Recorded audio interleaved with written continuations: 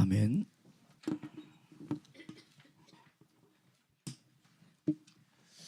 자리에 편안해 주시기 바랍니다.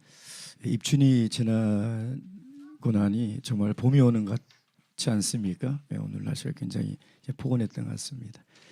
우리 아동부들은 영혼에 잘 갔다 왔나요? 은혜 많이 받았어요? 예, 많이 피곤할 것 같은데 많이 힘들었어요.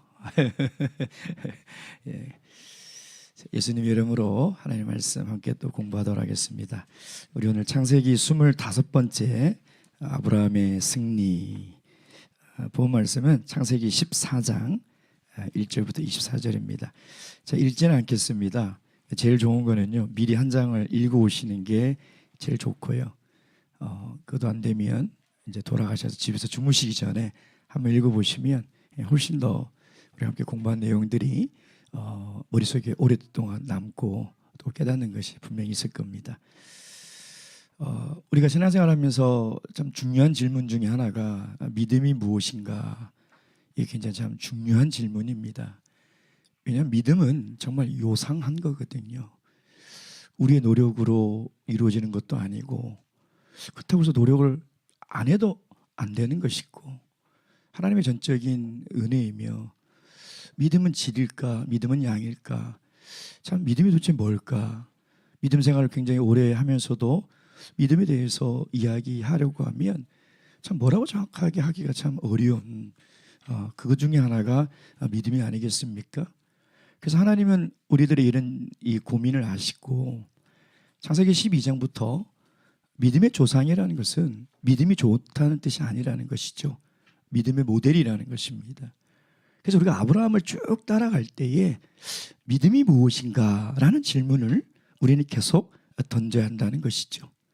믿음이 무엇이냐? 그 첫 번째 말씀하시는 것이 12장이죠. 믿음은 듣는 것에서부터 출발한다는 거예요. 그래서 믿음은 들음에서 나는 거예요. 근데 듣고 끝나는 것이 아니라 듣고 순종하는 것이죠.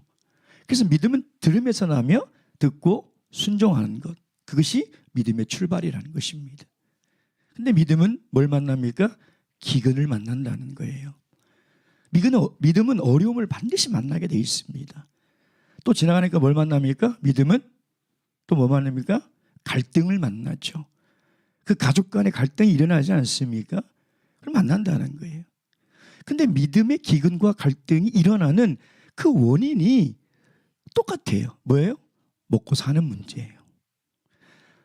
죽지 않으려고 애굽으로 내려갔죠. 더 잘 먹으려고 소돔을 선택해서 롯은 간 것이라는 것입니다. 그러니까 우리 믿음의 길에 제일 큰 방해물, 제일 큰 유혹이 뭐냐? 바로 먹고 사는 문제라는 것입니다. 특별히 요즘 경제가 얼마나 어렵습니까? 물가가 너무 올라서 서민들의 고통은 정말 이루 말할 수가 없죠. 가스비, 전기료, 기름값, 재료비, 교통비, 안 오른 게 없지 않습니까? 안 오른 게 딱 두 가지 있다고 하더라고요. 내 월급하고 자녀들 성적. 이 두 개는 안 올랐대요. 예. 다른 건 다 올랐다고 얘기를 하더라고요. 그러니까 정말 우리 경제적으로 어려운 시기를 살아가고 있는 것이 사실이죠. 그러다 보니까 우리들에게 어떤 또 의문이 드냐면, 정말 신앙만을 가지고 이 세상의 현실에서 살아갈 수 있을까? 이런 의문이 드는 거죠. 정말 믿음이 이렇게 어려운 세상 속에서 나와 내 가정을 지켜줄 수 있을까? 이런 의문 안 드시나요? 다 들어요. 그러니까 신앙과 세상의 현실은 늘 우리의 삶에 갈등을 일으키는 요인이라는 거죠. 그 질문을 우리가 하게 되는 거죠. 그래서 여러분, 세상 사람들은요, 이렇게 힘든 시기를 어떻게 살아갑니까? 악착같이 살아가요. 왜? 그러지 않으면 살 수가 없으니까. 그래서 양심을 속이기도 하고요, 다른 사람을 속이기도 하면서 어떻게 하든 내가 살아야 되기 때문에 악착같이 살아간다는 거예요. 그러나 우리가 잊지 말아야 될 것이 있어요. 하나님의 백성은 그보다 더 중요한 게 있다는 거예요. 그게 바로 믿음이라는 것이죠. 그래서 오늘 이 아브라함의 전쟁의 승리를 통해서 하나님은 우리에게 뭘 얘기하고 싶으냐? 바로 이 질문에 대한 답을 주시는 거예요. 정말 신앙이 이렇게 혹독하고 어려운 세상의 현실에서 나와 내 가정을 지켜줄 수 있느냐는 거예요. 정말 믿음으로 살아가면 하나님이 우리를 지켜줄 수 있고 믿음으로 살아가면 살아갈 수 있느냐. 여러분 그러지 않으면요 우리 세상의 현실을 보고 이 질문에 대해서 답을 찾지 못하고 계속 의문을 가지면 어떻게 되느냐. 두려워요. 걱정이 돼요. 염려가 돼요. 그러면 하나님 앞에 온전한 믿음을 가질 수가 없습니다. 염려라는 단어는 뭐냐면 마음을 둘러 쪼갠다는 거예요. 어떻게 둘러 쪼개진 마음속에 믿음이 생길 수 있겠습니까? 두려움이 생기는 순간 우리의 믿음은 그냥 사라져버리는 거예요. 그러니까 이 질문에 대한 답을 하나님께서 우리에게 아주 명료하게 하고 있다는 거예요. 여러분 이 질문에 대답하는 이 하나님의 말씀을 잘 보셔서 정말 살아가기 힘든 이 세상에 믿음으로 살아갈 수 있는지, 정말 신앙을 가지면 신앙이 나와 내 가정을 지켜줄 수 있는지 이 말씀을 통해서 확신을 가지시고 이 말씀을 통해서 이 답을 붙들고 살아갈 수 있는 그런 귀한 시간 되기를 주님의 이름으로 축원드립니다. 첫 번째 기록된 게 뭐냐면 1절부터 12절까지 가나안 남북전쟁이에요. 사실 전쟁의 역사는 인류 역사 이래로 멈춰본 적이 없죠. 수많은 전쟁이 고대 근동 지역에 있었습니다. 근데 성경은 지금 이 전쟁을 우리에게 소개하고 있는 거죠. 그래서 이 북방의 이 동맹 이 4개 나라와 가나안의 이 동맹 5개 나라가 전쟁이 시작된 거예요. 제가 여기 보면 14장에 보면 이 북방의 동맹의 나라는 그돌라오멜이라는 이 왕을 중심으로 뭉쳐서 내려오고 여기는 소돔 왕과 고모라 왕이 중심이 돼서 이제 전쟁이 일어나는 거예요. 그러니까 전쟁이 일어난 이유가 뭐냐면 4절 말씀. 이들은 가나안에 있는 나라들입니다. 이들이 12년 동안 그돌라오멜을 섬기다가 제14년에 배반한지라. 이 북방 4개 나라는 메소포타미아, 바벨론 지역에 있는 나라들이에요. 이게 무슨 얘기냐면 12년 동안 이 가나안에 있는 나라들이 그때는 도시국가니까요. 이 나라들이 힘이 없어서 지금 이 북방에 있는 그돌라오멜이라는 이 왕에게 뭐를 조공을 바쳤어요. 조공을. 예. 자 그러다가 13년째 되는 해에 여기 보면 뭐라 되어 있습니까? 배반을 했다는 거죠. 12년 동안 조공을 바치면서 이를 갈았겠죠. 야 우리가 지금 힘이 없어서 조공을 바치지만 우리가 싸울 힘이 생기면 전쟁을 하겠다. 전쟁을 할 이제 힘이 된 거죠. 그래서 배반을 한 겁니다. 그랬더니 그 소식을 듣고 이제 이 전쟁을 하러 내려온 거죠. 여러분 이 전쟁은요 우리 역사에서 멈춰본 적이 없어요. 근데 참 아이러니하게도 모든 인류는 전쟁을 반대했어요. 왜? 전쟁의 고통과 무서움을 알기 때문에. 지금도 어느 나라 간에 전쟁을 좋아하는 나라는 없어요. 근데 전쟁이 멈추지 않는 거죠. 왜 그럴까요? 죄 때문에 그래요. 죄 때문에. 죄가 있기 때문에 전쟁은 멈춰지지 않는 거예요. 우리가 전쟁이 아무리 두렵고 무섭고 전쟁이 끔찍하고 전쟁이 일어나지 않았으면 좋겠다라고 아무리 소망해도 전쟁은 일어날 수밖에 없어요. 가정에서도 전쟁이 일어나죠. 부부간에. 그렇죠? 막 날아다니지 않습니까? 예. 교회도 전쟁이 일어나는 거예요. 내 마음에도 전쟁이 일어나는 거예요. 그러니까 제일 무서운 전쟁은 사실 영적 전쟁이에요. 눈에 보이지 않는. 그 전쟁이 정말 무서운 거죠. 근데 이제 북방 동맹국이 승리를 합니다. 그 내용이 5절부터 11 여기에 있는 나라들 이거를 다 자세히 설명하지 않겠습니다. 왜냐하면 들어도 돌아가서 다 잊어버립니다. 예. 태어나서 이 나라의 이름과 왕의 이름을 들어볼 기회도 별로 없고요. 예. 어렵기 때문에 정말 그 나라가 어디지 하고 추측하는 것도 많기 때문에 생략을 하도록 하겠습니다. 어디서 전투가 일어났냐면 3절 이들이 다 시딤 골짜기. 이 시딤이라는 이 지역이 여기에만 나오고 이제 안 나와요. 여기 어디냐면 사해의 남쪽 지역이라고 추정합니다. 예, 여기가 사해의 남쪽 지역이었을 것이다라고 추정하는데 거기서 이제 전쟁이 붙은 거죠. 근데 북방 동맹국이 승리를 했어요. 11절 말씀. 내 왕이 소돔과 고모라의 모든 재물과 양식을 빼앗아가고. 자, 지금 창세기 기자가 강조하고 싶은 것이 뭐냐면 모든 재물과 양식을 빼앗아갔다는 거예요. 어디에 있는? 소돔에 있는. 예. 근데 이제 롯이 잡혀가죠. 12절. 소돔에 다 함께 읽겠습니다. 시작. 소돔에 거하는 아브라함의 조카 롯도 사라졌고 그 재물까지 노락하여 갔더라.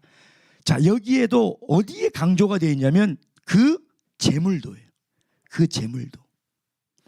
그러니까 이 전쟁을 우리가 볼 때 두 가지 관점으로 봐야 돼요. 첫째는 아브라함의 시선으로 봐야 돼요. 아브라함의 입장에서 이 전쟁이 이야기하는 것이 뭔가를 봐야 돼요. 두 번째는 이 롯의 관점으로 봐야 돼요. 롯에게 이 전쟁은 뭔가? 롯에게 이 전쟁은 뭐예요? 자기 욕심으로 재물을 더 많이 가지려고 소돔에 갔는데 결과적으로 뭐예요? 재물이 아니라 목숨까지도 지금 보장받지 못하는 상태가 되어버렸다는 거예요.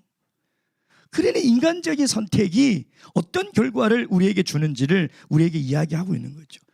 창세기 기자는 그걸 고발하고 싶은 거예요. 소돔에 있는 모든 재물을 다 빼앗겨 갔는데 누구의 재물도?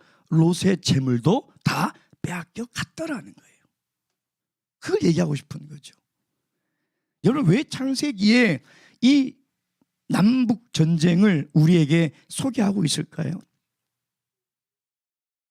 왜 이 소돔 왕과 고모라 왕과 이 북방 왕의 전쟁을 우리에게 이야기하고 있을까요? 그 이유는 단 한 가지입니다. 소돔에 롯이 살고 있기 때문이에요. 여기에 소돔에 거하는 12장을 잘 생각해 보면 소돔에 안 들어갔다고 했죠. 소돔 인근에 살다가 여기 거한다는 뭐냐면 완전히 정착했다는, 완전히 거기에 이제 소돔 사람이 됐다는 거예요. 예. 거기에 있기 때문에 지금 성경은 우리에게 이 전쟁을 이야기하고 있는 것이죠. 여러분, 소돔이 어떤 곳입니까? 13장 10절. 다시 기억을 더듬어서 13장 10절 다 함께 읽겠습니다.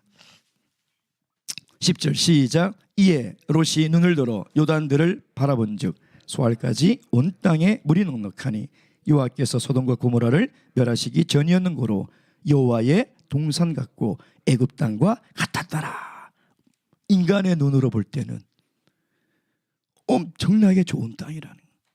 근데 13절 보세요. 시작. 소돔 사람은 악하여 여호와 앞에 큰 죄인이었더라. 누가 보시기에? 하나님이 보시기에. 인간적으로 볼 때는 너무 돈 벌기 좋은 것이고 너무 아름다운 곳이라는 거예요. 근데 믿음의 눈으로 보면 그게 죄악된 곳이라는 것이죠. 여러분, 그래서 화려한 환경, 매력적이고 매혹적인 환경에 우리가 속아 넘어가면 안 된다는 거예요. 지금 창세기 기자는 이 소돔에 살고 있는 롯을 통해서 우리에게 그걸 고발하고 있는 거예요. 그렇게 인간적인 거로 선택하고 살아간 그 결과가 뭐냐? 재물도 다 빼앗기고 목숨도 빼앗길 위기에 처했다는 것이에요. 아브라함의 관점으로는 뭘 봐야 되냐? 이제 두 번째를 봐야 돼요.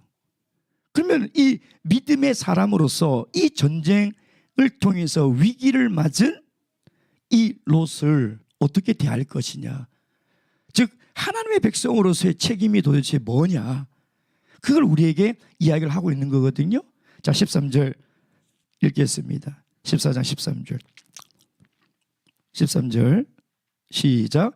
도망한 자가 와서 히브리 사람 아브라함에게 구하니 때에 아브라함이 아모레 족속 마므레의 상수리 숲을 근처에 가였더라.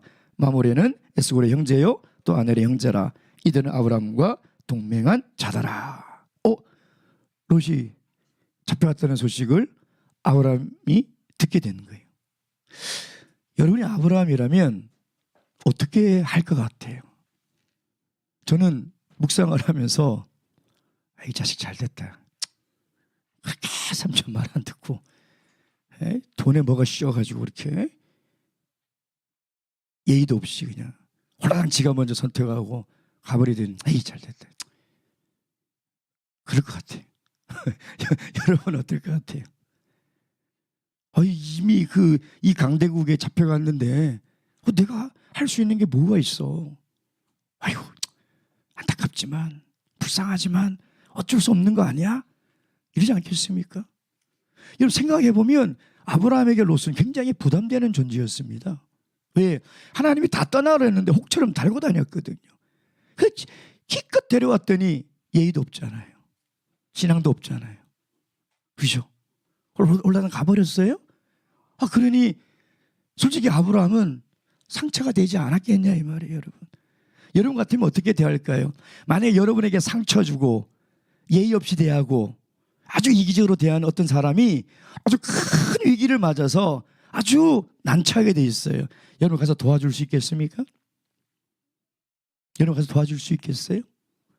내 목숨이 희생될 수 있는 상황이고 내가 위험에 처할 수 있는 상황인데 여러분 가서 도와줄 수 있겠냐 이 말이에요.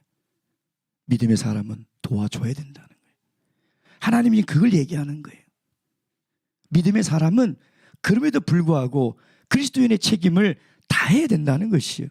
그걸 우리에게 보여주고 있는 거죠.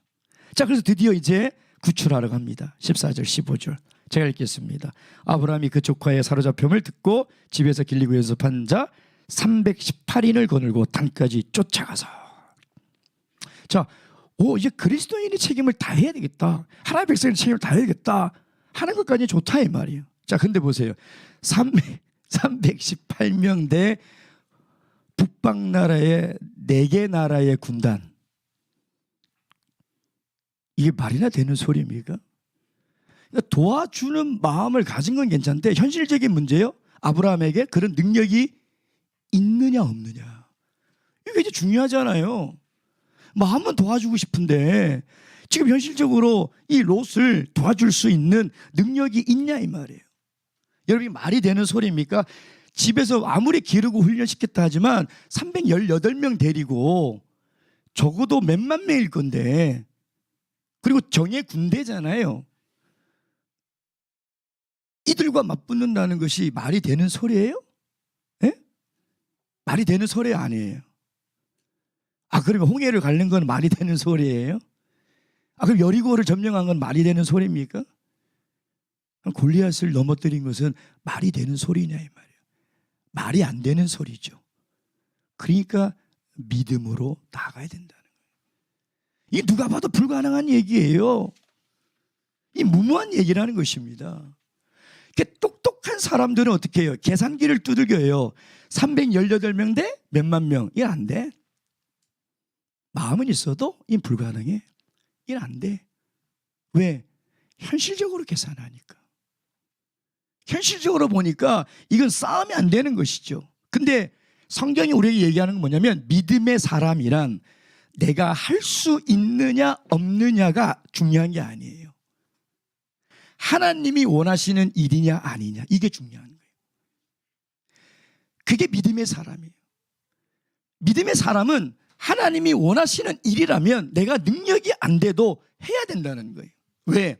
그러면 하나님이 능력을 주시니까. 그게 믿음이죠. 우리가 할 수 있는 일을 하는 것에 믿음이 뭐가 필요합니까? 홍해를 배 타고 건너는데 믿음이 뭐가 필요하겠습니까?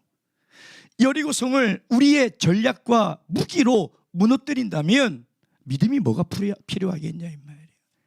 다윗이 싸움을 잘해서 골리앗을 넘어뜨렸다면 믿음이 필요가 없겠죠. 그러니까 오늘 이 믿음의 사람 아브라함을 통해서 하나님이 우리에게 이야기하고 싶은 믿음이 뭐냐? 믿음은 내가 할 수 있느냐 없느냐가 중요한 게 아니라는 거예요. 이건 계란으로 파헤치는 거예요.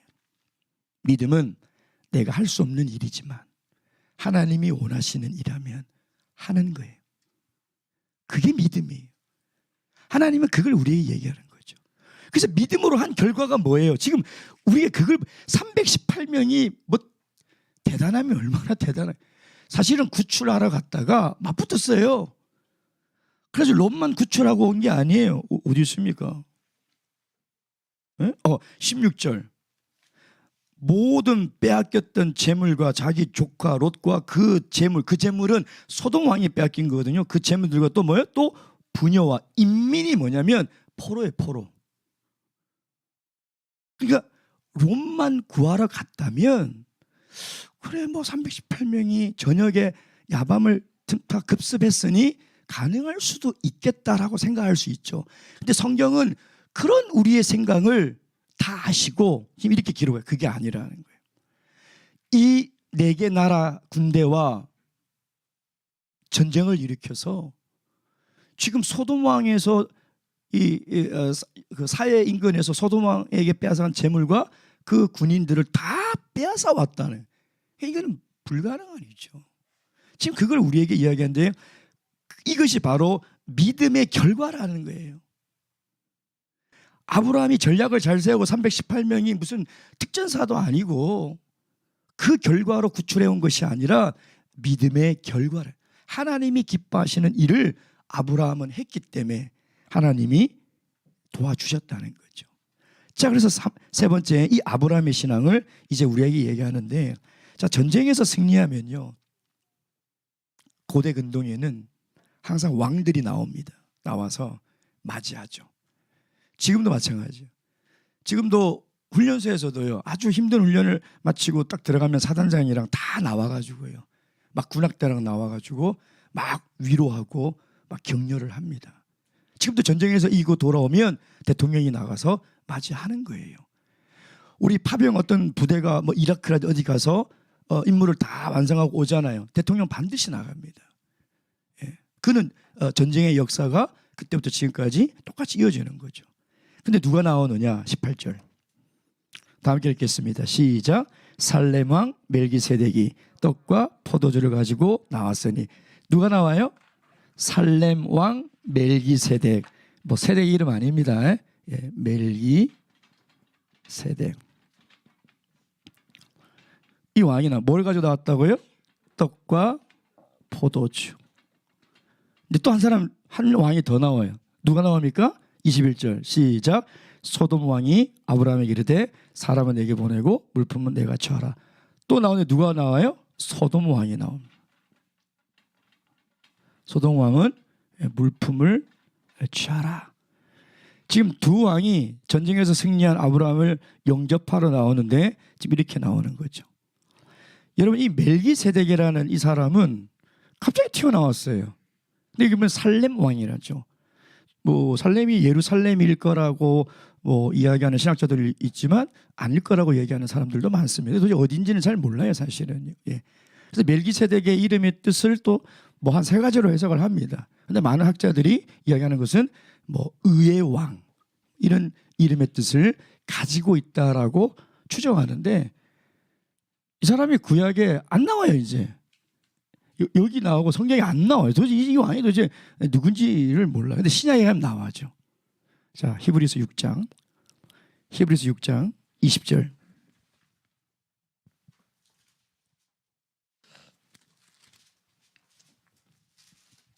자, 히브리서 6장 20절에서 7장 7절까지 제가 읽겠습니다. 좀 기니까 제가 천천히 읽겠습니다. 그리로 앞서가신 예수께서 멜기세덱의 반차를 쫓아 영원히 대제사장이 되어 우리를 위하여 들어가셨느니라. 이 멜기세덱은 살렘 왕이요 지극히 높으신 하나님의 제사장이라. 여러 임금을 쳐서 죽이고 돌아오는 아브라함을 만나 복을 빈 자라. 아브라함이 일체 10분의 1을 그에게 나눠주니라. 그 이름을 번역한즉 첫째 의의 왕이요 또 살렘 왕이니 곧 평강의 왕이요 아비도 없고 어미도 없고 족보도 없고 시작한 날도 없고 생명의 끝도 없어 하나님의 아들과 방불하여 항상 제사장으로 있느니라. 여기까지 읽어보니까 이 멜기세덱은 사람이 아니죠. 예, 사람이 아니에요. 여기까지 읽어보니까 4절. 이 사람의 어떻게 높은 것을 생각하라. 조상 아브라함이 노략물 중 좋은 것으로 10분의 1을 저에게 주었느니라. 레의 아들들 가운데 제사장의 직분을 받는 자들이 율법을 쫓아 아브라함의 허리에서 난 자도 자기 형제인 백성의 10분의 1을 취하라는 명령을 가졌으나 레의 족보에 들지 아니한 멜기세덱은 아브라함에게 10분의 1을 취하고 그 약속 얻은 자를 위하여 복을 빌었나니. 그리고 이 멜기세덱은 제사장과 왕의 두 가지 또 직분을 가지고 있는 아주 신비로운 인물이죠. 그래서 창세기에 나오는 이 멜기세덱은 앞으로 오실 예수 그리스도를 예표하고 있습니다. 예수님을 예표하고 있죠. 이 멜기세덱은. 예. 예표하고 있는 거예요. 예. 근데 왜 갑자기 이 멜기세덱이 나타났을까요? 그 멜기세덱의 말에 답이 있습니다. 19절. 그가 아브라함에게 축복하여 가로되 천지의 주제시요. 주제가 뭐죠? 주인이란 말이에요. 주인이시요 지극히 높으신 하나님이요 아브라함에게 복을 주옵소서. 자, 전쟁에서 승리하고 왔는데 축복의 말치고는 약간 좀 생뚱맞죠. 그렇죠? 왜 이런 말을 하느냐? 그게 멜기세덱이 아브라함에게 등장한 이유라는 거죠. 이 전쟁의 승리는 누가 주신 것이다? 하나님이 주신 거를. 하나님이 이 전쟁에 개입하셔서 승리하셨다는 것을 지금 아브라함에게 이야기를 하고 있는 거예요. 자, 그러니까 20절 보세요. 다 함께 읽겠습니다. 시작. 너희 대적을 내 손에 붙이신 지극히 높으신 하나님을 찬송할지로다 하매 아브라함이 그에게 얻은 것에서 10분의 1을 멜기세덱에게 주었더라. 여기에 11조가 제일 처음 나오는 거죠. 최초로 11조가 이제 등장을 합니다. 예, 11조가. 근데 여러분 이 20절에 보면 지극히 높으신 하나님을 찬송할지로다 되어 있죠. 이 찬송이라는 단어는 감사라는 단어와 동의어예요. 원어를 보면 감사라고 놓고 바꿔서 읽어도 돼요. 감사라고 놓고 제가 읽어보겠습니다. 지극히 높으신 하나님을 어떻게 감사할지로다. 이에 아브라함이. 여러분 하나님의 은혜를 받으면 우리의 마음이 어때요? 감사해서 내 목숨이라도 드리고 싶을 때가 있어요. 그 큰 은혜를 깨달을 때는요, 내가 가진 전부를 다 드리고 싶을 때가 있어요. 너무 감사하는 마음이 커서 내 생명을 드리지 못해서 안타까울 때가 있어요. 하나님의 은혜를 깨달았을 때. 그러니까 그 감사를 깨닫고 아브라함이 하나님께 드린 게 뭐냐? 그게 바로 11조예요. 우리는 이 11조에 대한 오해가 좀 있습니다. 첫째, 11조는 율법이 아니에요. 레위기에 있다 보니까 율법으로 생각하는데, 레위기 모세 오경 이 500년 이때로 500년 후에 이제 레위기에 기록하거든요. 근데 안식일처럼 율법이 반포되기 이전에 이미 11조가 있었어요. 안식일이 십계명 제4계명에 기록되기 전에 이미 창세기에 안식일이 있었고 하나님이 안식일을 지키셨다는 거예요. 창세기 28장 22절. 창세기 28장 22절. 28장 22절 말씀. 22절 다 함께 읽겠습니다. 시작. 내가 기둥으로 세운 이 돌이 하나님의 전이 될 것이요 하나님께서 내게 주신 모든 것에서 10분의 1을 내가 반드시 하나님께 드리겠나이다 하였더라. 야곱이 하나님이 지켜주시고 보호하시고 네가 어디를 가든지 내가 지켜주겠다는 것을 그 환상을 통해서 이상을 통해서 본 순간 하나님의 은혜가 너무 컸던 거예요. 너무 감사해서 11금을 하나님께 드리겠다고 하는 거예요. 11금은 절대 율법이 아니에요. 내가 하나님의 은혜를 깨달아서 자발적이고 자원해서 드리는 거죠. 그러니까 11조 안 하니까 벌 받는다더라. 11조 안 하니까 귀신같이 그 다음 달에 그만큼 마이너스가 되더라. 자꾸 우리가 그렇게 생각하다 보면 11조가 마치 안식일 안 지키면 사고 나고 안식일 안 지키면 심판받을 것 같은 안식일이 율법이 돼버리는 거예요. 11조는 율법이 아닙니다. 여러분 아브라함이 이 무모한 도전을 이 전쟁을 했는데 여기서 어떻게 승리를 할 수 있냐 이 말이에요. 이건 하나님의 전적인 은혜죠. 그 멜기세덱이 그것을 깨우치게 하는 거예요. 네가 생각해봐라. 어떻게 318명을 가지고 이 전쟁에서 승리할 수 있냐. 이건 하나님의 은혜니 네가 감사하라. 그러니 어떻게 감사해야 되겠어요. 내가 10분의 1을 하나님께 드림으로 감사하는 것이죠. 하나님의 은혜를 깨닫고 나서 내가 자원해서 드리는 것이 11조라고 성경은 우리에게 이야기하고 있는 거예요. 그리고 10분의 1은 10분의 1만 드리는 게 아니에요. 더 드려야 되나 하고 걱정하시죠. 걱정 안 하셔도 돼요. 10분의 1은 10분의 1을 드리는 게 아니에요. 전부 드리는 거예요. 히브리인에게 1은 전부예요. 왜 10분의 2, 10분의 3, 왜 10분의 5, 10분의 7 안 하고 10분의 1을 드리라고 했는지 아세요? 1은 전부를 드리라는 거예요. 생각해 보세요. 10분의 1 드리고 10분의 9는 누구 겁니까? 누구 거예요? 여전히 하나님 것이잖아요. 근데 하나님은 1을 드리면 1이라는 숫자가 뭐냐면 전부라는 뜻이에요. 첫째라는 게 뭐냐면 전부라는 뜻이에요. 그래서 내가 10분의 1을 드리는 것은 10분의 10을 다 드리는 거예요. 그게 11조예요. 근데 왜 우리 마음에 아까운 마음이 드느냐? 내 거라고 생각하니까 아까운 거예요. 내 거라고 생각하니까. 그래서 계산기 두드리는 거죠. 세금 떼고 이자 떼고 그래가지고 요거만 드려야지. 하나님의 은혜를 깨달은 사람은요, 더 드리지 못해서 죄송해요. 그 물 뗄 게 뭐가 있어요, 거기서. 더 드리지 못해서 죄송한 마음을 가지는 것이 신앙이지, 그걸 계산기를 두드려서 딱 10분의 1을 나눠서 드릴 거냐 이 말이에요. 그잖아요. 정말 하나님의 은혜를 깨달아서 감사하는 마음으로 드려야 되지 않겠냐 이 말이에요. 어떤 젊은 사업가가요, 사업을 시작했는데 한 달에 수입이 100만 원. 그래서 11금을 10만 원을 드리면서 목사님께 기도 부탁을 했대요. 목사님, 제 사업을 위해서 좀 기도해 주십시오. 제 사업이 잘 돼야 11조도 많이 하지 않습니까? 근데 사업이 잘 된 거예요. 점점 가다가지고 한 달에 1,000만 원을 버는 거예요. 그 100만 원씩. 근데 1억을 버는 거예요, 한 달에. 1,000만 원.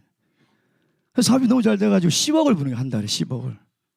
근데 1억을 하려니까 부담이 되기 시작한 거예요.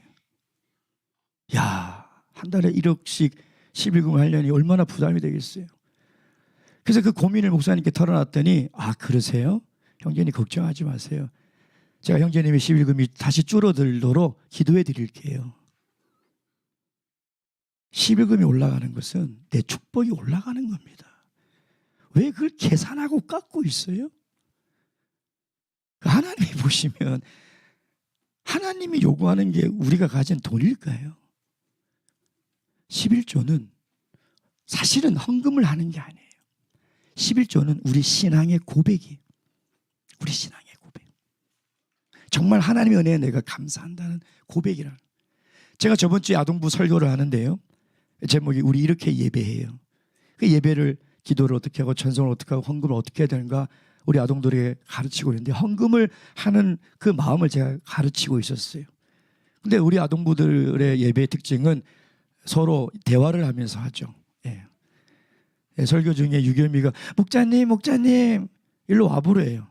앉아가지고 갔더니 500원짜리를 꼭 쥐고 저한테 귓속말, 예배 중에, 목자님 제가 이거 엄마가 줬는데요, 먹고 싶은 거 안 사 먹고 꼭 참고 헌금할 거예요. 신앙을 고백하는 거예요. 액수가 중요한 게 아니라니까요. 하나님이 액수를 가지고 중요하게 생각했다면 왜 10분의 1을 달라고 했냐 이 말이에요. 하나님 그걸 통해서 우리의 신앙을 보시고자 하는 거예요, 여러분. 근데 우리가 신앙생활 하다 보면 사람들이 교회에서 돈 얘기하고 헌금 얘기하는 거 싫어합니다. 부담된다고 그러죠. 당연히 헌금 강요는 얘기해서도 안 됩니다. 저도 사실 안 하는 편이에요. 근데 제가 가만히 생각해 보니까 맞아, 헌금을 강요해서는 안 된다. 근데 부담돼서라기보다도 헌금은요, 성도의 특권이고 명예고 축복이에요. 근데 그걸 어떻게 강요할 수 있냐, 자존심 상하게. 이건 우리 성도만이 가질 수 있는 특권이지 않습니까? 그건 축복이에요. 그러니 여러분, 우리가 하나님께 드릴 때 돈을 드리는 것이 아니고 물질을 드리는 게 아니라는 거예요. 제가 사복음서를 계속 연구를 하고 있는데 놀라운 걸 발견했는데, 예수님이 가르친 말씀 중에 돈 얘기가 진짜 많아요. 달란트 비유부터 시작해가지고 돈 얘기 엄청 많이 합니다. 우리 예수님이 돈 얘기 너무 많이 해요. 부담되게. 사복음서 읽어보세요. 예수님 말씀 중에 진짜 제가 지금 데이터를 뽑고 있는데 굉장히 많은 이야기들이 돈 얘기를 하고 있다는 거예요. 왜 이렇게 돈 얘기 많이 할까요, 예수님? 돈의 노예가 되지 말라는 거죠. 물질의 노예가 되지 말라는 거예요. 예수님 진짜 돈 얘기 많이 해요. 나중에 가셔서 사보고서 한번 유심히 보세요. 예. 그래서 지금 이 멜기세덱인 예수 그리스도를 예표하는 이 왕이 와서 떡과 포도주로 지금 이 아브라함을 맞이하는데 갑자기 소돔 왕이 딱 나타나서 보세요. 22절 보세요. 21절 소돔 왕이 아브라함에게 이르되 사람은 내게 보내고 뭘 가져라고? 물품을 네가 가져가라. 돈을 가져가라. 물질을 가져가라. 자, 그러니까 22절 아브라함이 무슨 말 합니까? 아브라함이 소돔 왕에게 이르되 천지의 주제시요 지극히 높으신 하나님 여호와께. 이게 누가 한 말이에요? 멜기세덱이 한 말이에요. 멜기세덱이 한 말을 그대로 얘기하잖아요. 무슨 얘기예요? 아브라함은요 물질의 유혹을 믿음으로 이겼다는 거예요. 믿음으로 이겼어요. 그래서 저는 이 14장 말씀을 묵상하면서 이 북방 4개국과 전쟁에서 승리한 승리보다 더 힘든 승리가 뭐냐면 물질의 유혹에서 이긴 승리예요. 이게 더 큰 승리라는 거예요, 여러분. 여러분, 우리 마음에는 이 두 왕의 속삭임이 늘 있어요. 멜기세덱이 주는 떡과 포도주는 뭐예요? 영생이에요. 영생.